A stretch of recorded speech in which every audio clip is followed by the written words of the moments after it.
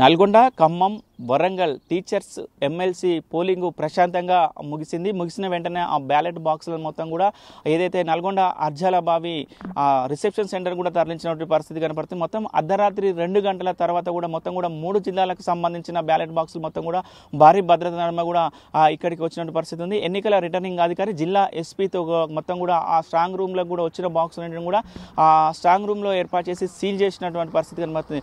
3వ తారీఖు ఉదయం కూడా కౌంటింగ్ ప్రారంభం కాబోతుంది. ఆ కౌంటింగ్కు సంబంధించి మనం విజువల్లో కూడా చూస్తున్నాం. మొత్తం కూడా అన్ని ఏర్పాట్లు పూర్తి చేస్తున్నటువంటి పరిస్థితి కనబడుతుంది.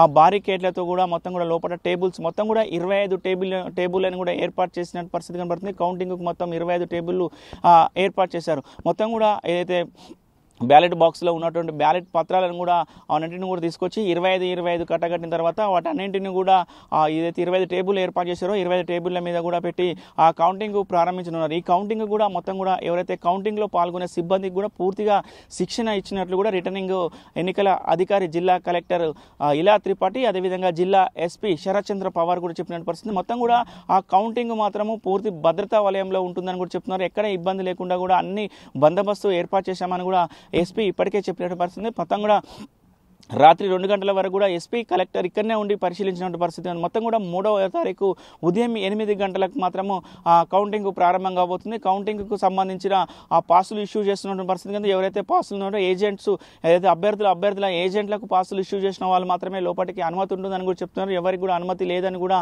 ఇప్పటికే ఈసీ గైడ్లైన్స్ కూడా వచ్చినటువంటి పరిస్థితి కనిపిస్తుంది. మొత్తం కూడా ఏర్పాట్లు మాత్రం ముమ్మరం అవుతున్నాయని కూడా చెప్పుకోవచ్చు. మొత్తం ఇప్పటికే దానికి సంబంధించిన పోలీసు అధికారులు కూడా లోపలికి వెళ్ళి కూడా పరిశీలిస్తున్న పరిస్థితి ఉంది. స్ట్రాంగ్ రూమ్ మాత్రం భారీ భద్రత మధ్య ఉందని కూడా చెప్తూ మొత్తం సీసీ కెమెరాల పర్యవేక్షణలో కూడా ఇక్కడ మొత్తం కూడా ఏర్పాట్లు చేస్తున్న పరిస్థితి కనపడుతుంది. ప్రపంచంలో ఏ మూల ఏ క్షణం ఏం జరుగుతుందో వేగంగా తెలుసుకోవడానికి తొలి వెలుగు వాట్సాప్ ఛానల్ని ఫాలో చేయండి.